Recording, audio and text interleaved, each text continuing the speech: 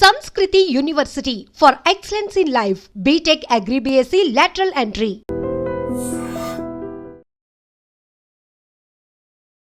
మీకు అన్నమాచార్య కీర్తనలు చాలా చాలా అందులో నేను పాడిన కోట్ చేస్తుంటే నాకు చాలా సంతోషం కలుగుతుంది. కృషికి కొంత ఫలితం ఉంది. మీరు చెప్తున్న వాళ్ళు చిన్నక్క మీలో ఒక ఫోకిష్ ఉండేది, ఒక మోడర్నెస్ ఉంటుంది. డింగ్ డింగ్ డింగ్ అని ఒకటి పాడారు. అది ఏంటి డింగ్ డింగ్ డింగ్ అనేది ఒకటి ఉంచేది. మీరు అదేం పాట గుర్తు రావట్లేదు నాకు. వెంకటేశ్వర స్వామిని అంటే మీరు కొలిచే విధానం ఉంటుంది కదా, కొంచెం ఒక అప్పుడప్పుడు ఒక మోడర్నిటీ ఇచ్చి ఒక దాని అదంటే ఊపిచ్చే విధంగా, అంటే ఆ భక్తిలోంచే ఒక అంటే చిరుతునవ్వుల వాడి చిన్నక్క ఫోక్లోర్ అండి. ఫోక్లోర్ మామూలుగా తోడి అంటే తోడి రాగం చాలా గమకంతో కూడుకొని గంభీరంగా ఉంటుంది. ఆ స్కేల్ని తీసుకుని నేను ఫోక్లోర్గా మలిచాను అనమాట. ఎందుకంటే ఆయన చిరుత అన్నట్ల చిరుత నవ్వుల వాడు చిన్నెక అంటున్నాడు, చిన్నక్క అన్నట్ల. ఆ గ్రామ్య భాషలో ఆయన పాడినప్పుడు మనం కూడా దానికి ఫోక్లోర్ లాగా ఇస్తే బాగుంటుందని, అవన్నీ దైవీకంగా వచ్చినవేనండి. తందనాది ఫిలాసఫీ ఆల్మోస్ట్ ఇప్పుడు మన కుబేరాలో చెప్తుందండి, అందరూ ఒకటే అన్నట్టే కదా బేసిక్గా. ఇప్పుడు ఫైనల్గా అంత గొప్పోడు, ప్రపంచాన్ని శాసిస్తానన్నాడు, ఏదైతే మన అడుక్కునేవాడికి ఒక చిన్న 2 కట్టెలు చేసి పంపిరా, వచ్చే జన్మ కూడా నాకు అడుక్కునే జన్మ లేదనేవాడు. అతను అపర కుబేరుడు, ప్రపంచానికి శాసించేవాడు. ఆ చావు చెత్తకుండలో కట్టెలు కూడా లేని చావు అది అలా. అదే నేను అంటే అలాంటి సమానత్వం ఉంటుంది కదా ఇక్కడ, అది జరిగినట్టుంది. అన్నమాచార్య కీర్తన అది నాకు నోట్లోకి రావట్లేదు, బ్రహ్మనొకటేలో మొత్తం చెప్పేశాడు ఆయన. అయితే ఈ మండన్న పాత్ర కూడా చాలా బాగా మలిచారండి. అమ్మాయి ఈ డబ్బులు తీసుకొని పో అంటే కొంచెం సంతోషం చూపిస్తుంది, ఆ డబ్బులు వచ్చాయని. కానీ పాపం చివరి దాకా ఉండి నువ్వు ఇది తీసుకెళ్ళిపోయి నువ్వు మంచి వ్యాపారం చేసుకో ఎక్కడన్నా అని చెప్పడం తన వ్యక్తిత్వాన్ని చూపించే లక్షణంగా మీరు పెట్టారు. చాలా మంచి క్యారెక్టర్, మంచి పాత్రగా మిగిల్చారు. ఎప్పుడు నా చావు నేను చేస్తాను, నీ చావు నువ్వు చావు అనకుండా ఆ అమ్మాయి చివరి దాకా అంటూనే కూడా అలాగే ఉంది. ధనుష్తో పాటి మంచి పాత్ర అండి ఆ అమ్మాయిది కూడా. తనకి ఇంతవరకు అలాంటి పాత్ర, వాల్యూ బేస్డ్ పాత్ర చేయగలుగుతుంది, ఏదైనా చేయగలుగుతుంది అండి ఆవిడ. ఇది ఫస్ట్ మంచి పాత్ర. అంటే అమ్మాయిలు మేము అడుక్కుంటాం ఏదో విధంగానే, అదొక చెప్పడం. ఇలా వాల్యూ బేస్డ్ వాళ్ళు ఉండడం సినిమాలో చాలా సంతోషం అనిపిస్తుందండి. అది సినిమా ద్వారా ఒక మెసేజ్ ఇవ్వాలి, ఒక సందేశం చెప్పాలి అంటే that is the best media నాకు తెలిసి. నాకు కొంచెం సంకోచంగా ఉంది కానీ నేను ఒక మాట చెప్పాలి. నేను ఒక సీరియల్ తీశానండి, 6 ఎపిసోడ్లది నేనే డైరెక్ట్ చేసి. అది అందులో కాంప్రమైజ్ అవ్వాల్సి వచ్చింది చాలా చోట్ల. అన్నమాచార్య సీరియల్ తీశాను. ఎప్పుడైనా మీకు టైం ఉన్నప్పుడు ఒకసారి చూపెడతాను. అది 6 ఎపిసోడ్లు ఉన్నాయి. నేను 108 ఎపిసోడ్లకు ప్రిపేర్ అయ్యాను.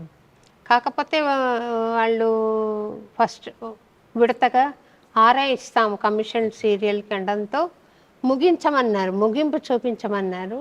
6 ఎపిసోడ్లలో చేశాను అనమాట. క్లుప్తంగా మెసేజ్ అన్ని కవర్ అయ్యేలా. తర్వాత మా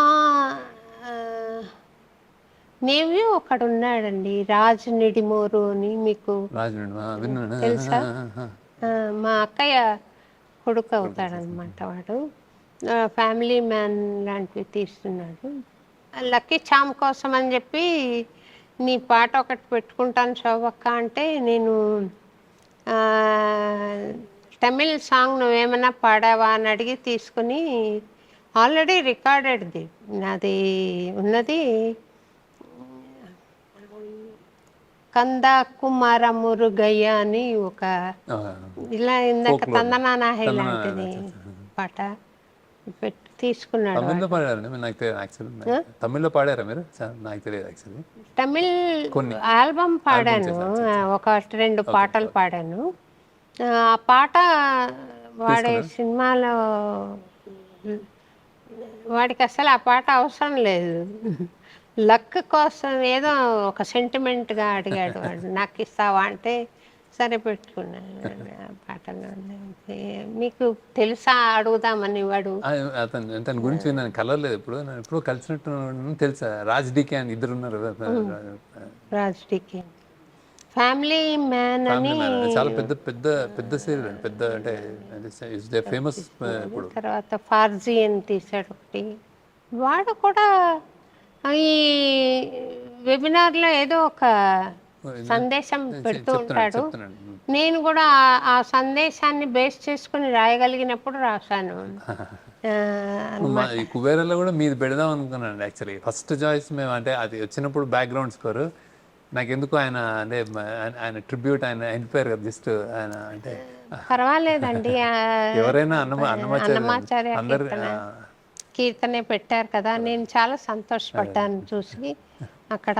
అంటే నేను జస్ట్ అంటే మీ ఉన్నారు మాట్లాడుతున్నాను చెప్పట్లే, మా డిస్కషన్ జరిగింది అట్లా. ఎవరిదంటే అశోభరాజ్ కదా, ఇట్లా ఎత్తుకుని సరే ఈయన ఎందుకో ట్రిబ్యూట్ అనిపించింది, అంటే ఆయన వెళ్ళిపోయారు అని నేను.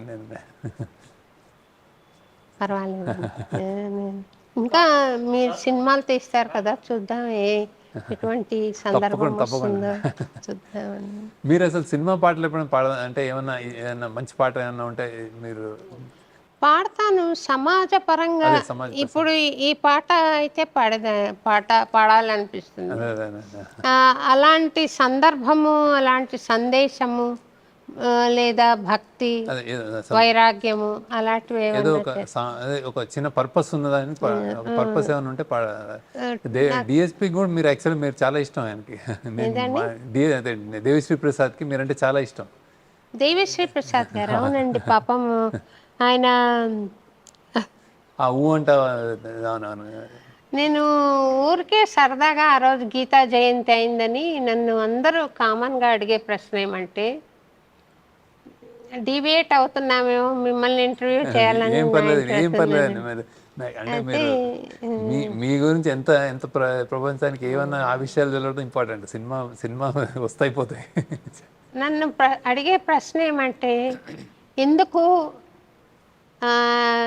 మంచి వాళ్ళు కష్టపడుతున్నారు, చెడ్డవాళ్ళు చాలా సుఖంగా ఉన్నారు అనే ప్రశ్న 90% నాకు అవే ప్రశ్నలు వస్తాయండి.